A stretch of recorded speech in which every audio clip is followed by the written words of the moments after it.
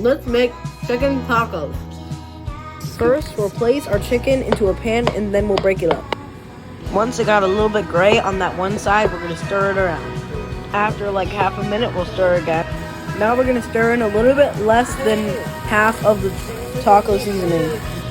Now while stirring, we're going to add a little bit more of that taco seasoning with some water to deglaze. Now mix this thoroughly.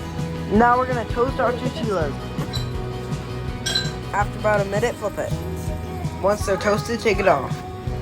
Now we can take our chicken into a bowl. Then bring out the chicken and cheese and then fill your taco with it. It'll be delicious.